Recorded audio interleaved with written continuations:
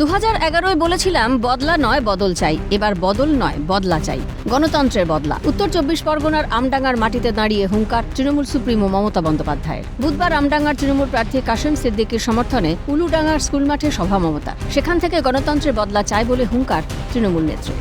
মঞ্চ থেকে বিজেপিকে নিশানা মমতার। তিনি বলেন, আমরা দুরন্ত খেলি, আমাদের হারানো সহজ নয়।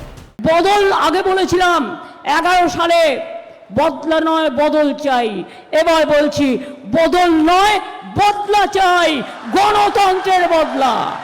আর বিজেপি যখন লড়তে আসে আর তার যারা দোসর আছে, আমরা তখন দুরন্ত খেলা খেলি, আমাদের হারানো এত সহজ নয়।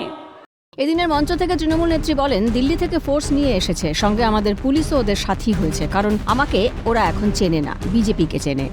দিল্লি থেকে যত ফোর্স, সেন্ট্রালের 2 লক্ষ পুলিশ নিয়ে এসছে, আর আমাদের পুলিশরা ওদের সাথী হয়েছে, কারণ আমাকে ওরা এখন চেনে না, ওরা বিজেপিকে চেনে। কারা এসব করছেন? তারা কি ভুলে গেছেন আগামী দিনে এই বাংলার মাটিতে আপনাদের কিন্তু কাজটা করতে হবে।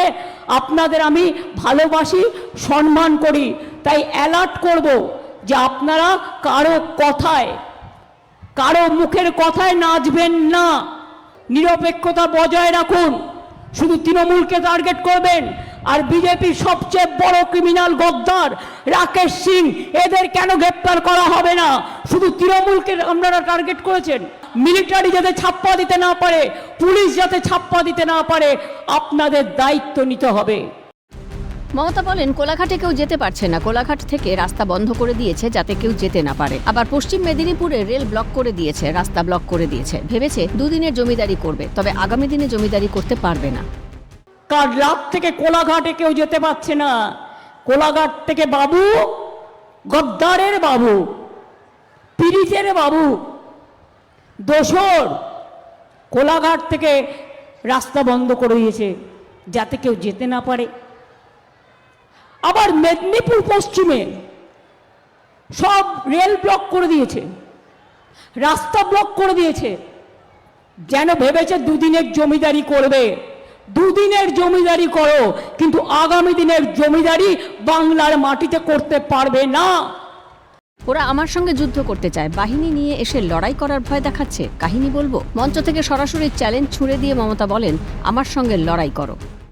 ওরা আমার সাথে যুদ্ধ করতে চায়, তার থেকে তো বেটার তুমি একটা গুলি চালাও, আমি মরে যাই, তাহলে আর আমাকে তোমায় লড়তে হবে না। আর লড়াই করার ভয় দেখাচ্ছে সব বাহিনী নিয়ে এসে। কাহানিগুলো বলবো, বলো কবে লড়াই হবে?